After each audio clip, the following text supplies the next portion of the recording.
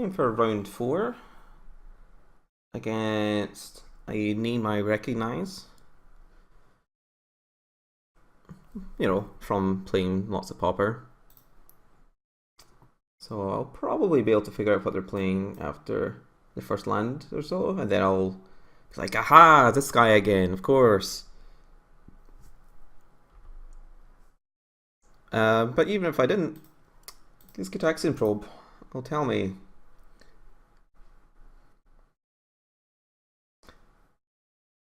Yeah. So they have a couple of probes of their own, Preordain, Apostle's Blessing. So the only real thing to remember here is Apostle's Blessing, since all these other cards are going to just change.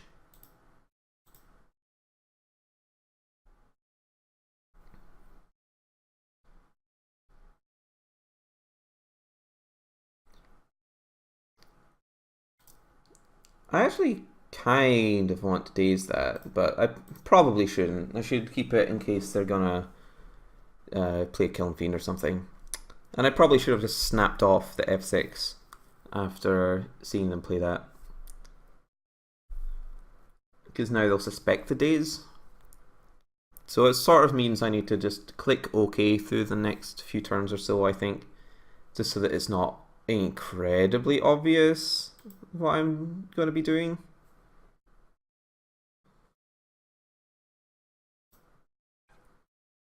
So obviously these decks can't win if one of their... I mean, obviously they can win if they're Delver, but they basically can't win if one of their pump creatures doesn't reach play. Obviously they can be fairly difficult to remove from play. So I'm just going to hold up Counterspell and then next turn like play Ponder to try and hit more aggressive action. I certainly think it's a good idea to try and just prevent their big things from hitting play.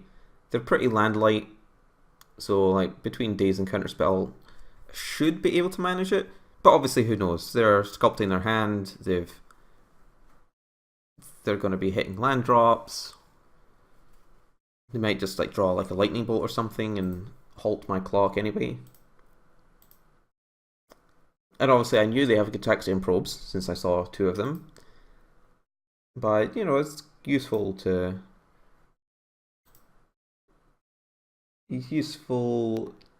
at least try to hold up the counterspells. Now, since they didn't play a land though, it does make me more inclined to ninja out this guy. And I guess I'm not gonna be doing that. That's fine though. So, this is sort of interesting. I don't really need like more of these, I just sort of need some threats, so... Alright. That's fine.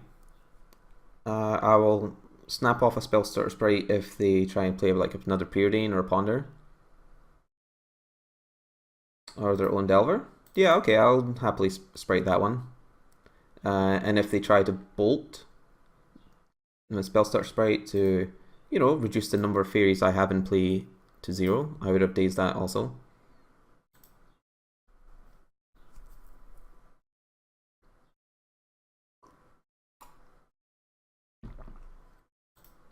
Great Furnace. That's sort of an unusual addition. I wonder if that means they've got like some sweet tech happening.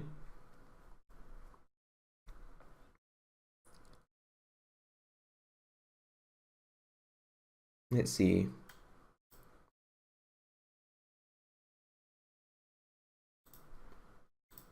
So I'd like definitely much rather something like a Nivik Cyclops not resolve. But I can definitely end up with like 2 untapped mana due to Gush. So I think it's safe to go for this. I mean, I'm going to have too many cards in my hand. But like keeping Counterspell up seems like a good idea. But maybe I can just lean on Daze this one turn.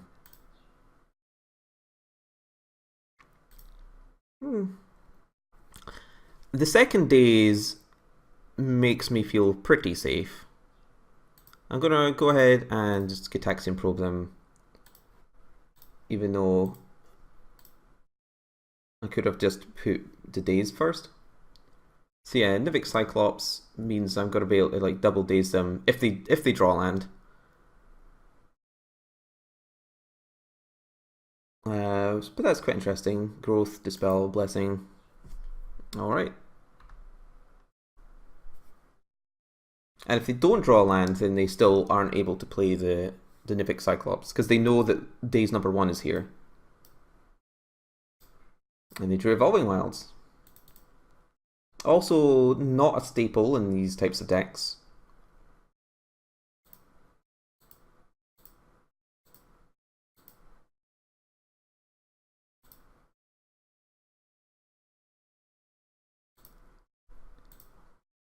So I think we're about to get into a fight over some of their stuff.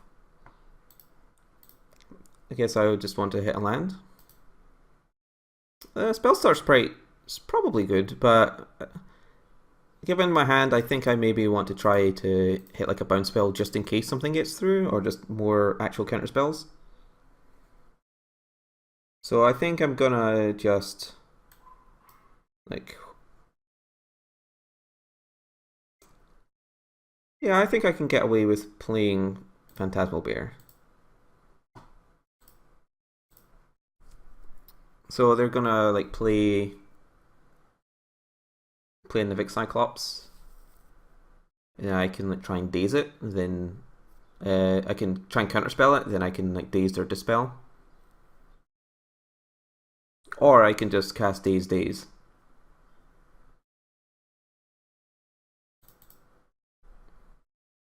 But if I cast a counterspell first, then it means they have to like play their dispel, which gets that out of their hand. And dispel is, you know, pretty good against me, I'm not gonna lie. The upside of like double dazing is that I still have this, but then they still have their dispel anyway, so.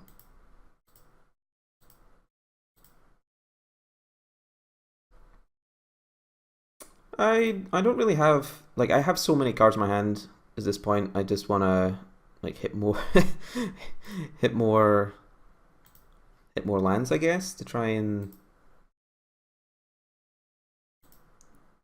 not just discard the hand size and keep the pressure up.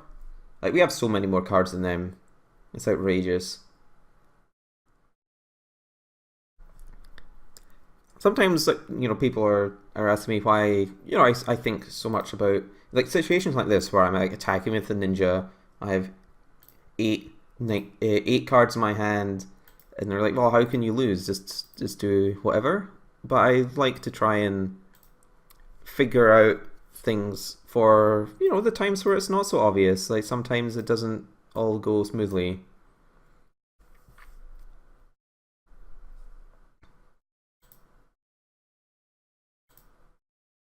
I don't think I need 4 dazes. That seems a bit outrageous. And, you know, Vapors and Aggro probably be good at some point.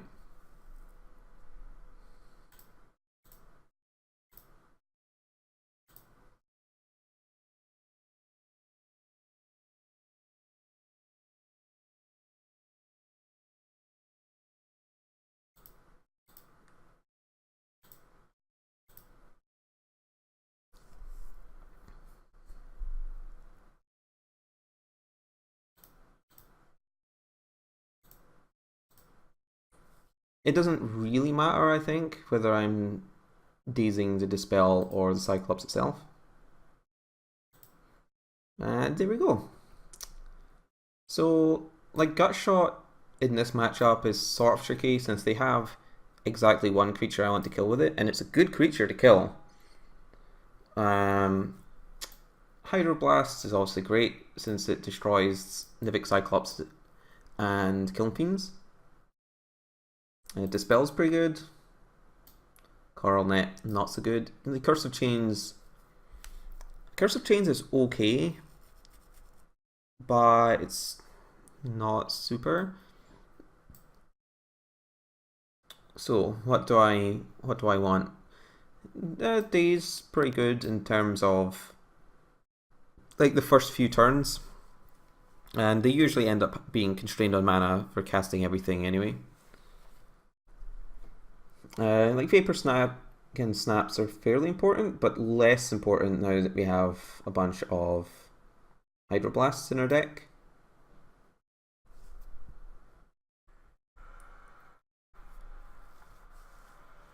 But it's so like we're sort of maybe approaching it in the sense that like our answer to their Delver are just blocking it, or just attacking them more with our own Delvers. Because like it's always possible to just lose to an enemy turn 1 Delver. That's part of the reason this deck is also great.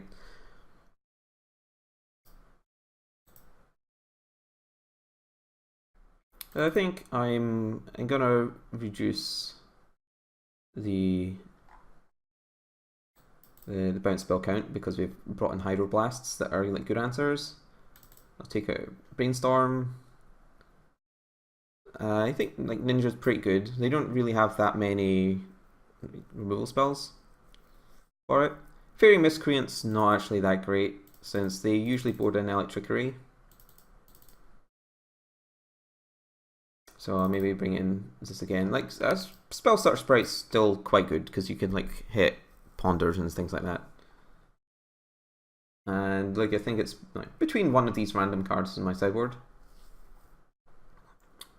Like this is also like an answer to Delver. It's not a great answer to the Kiln Fiend type cards because you know, they can like give it Apostle's Blessing at the end of their turn, and then this falls off, and then they get to untap and kill you. But then having like one Miser Gut Shot doesn't seem that outstanding either. I think I'm just going to bring in Curse of Chains since it's an answer to enemy Delvers, and I can like play around the downside of it being Apostle Blessing to off the creature. This is my plan anyway.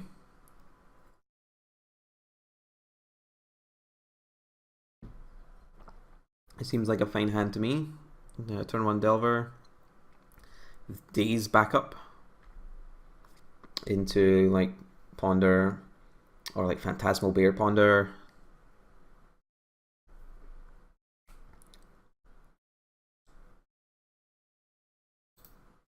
But you know, you always gotta go for the Delver. Force them to answer that while they set up. If it's a Kiln Fiend, I'll snap off a Daze. Yep. Do not want that to be in play.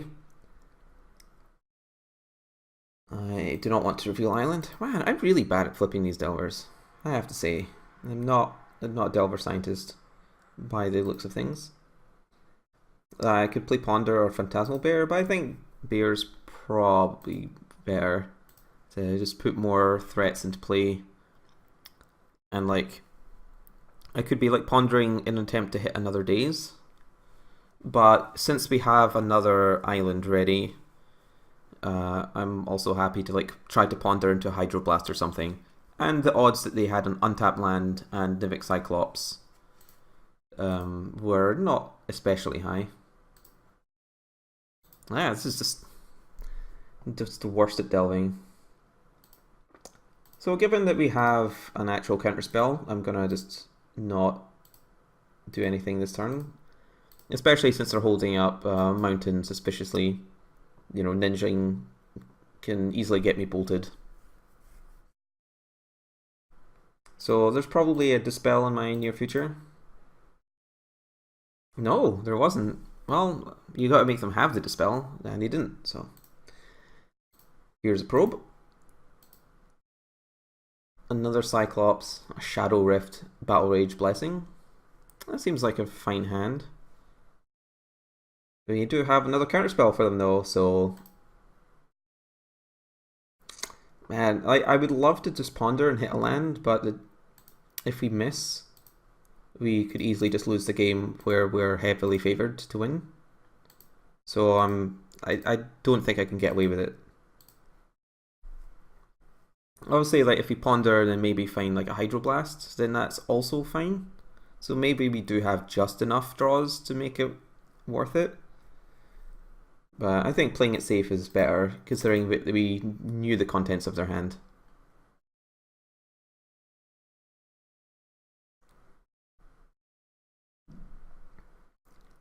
So they're still on like Apostle's Blessing, Teamer Battle Rage, so on. Shadow Rift. I'm fairly happy with the days. I think I don't even need to ninja out here. I think I just want to hit some more relevant cards. So like even if I'd like failed to hit a land here, I could have just like pondered and played Phantasmal Bear.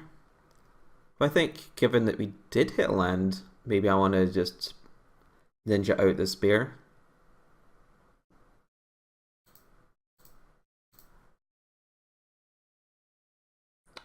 Still kind of want to shuffle it just because there's no Hydroblast or anything in there.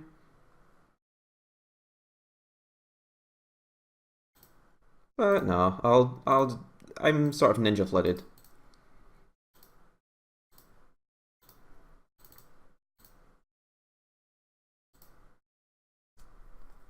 And drawing into a Gush seems like a good plan. So like next turn I can make Bear Delver and Gush, and then still have 2 mana untapped. Then we got days. Hooray! We managed to counter 2 spells and win the game. Well, 3 spells.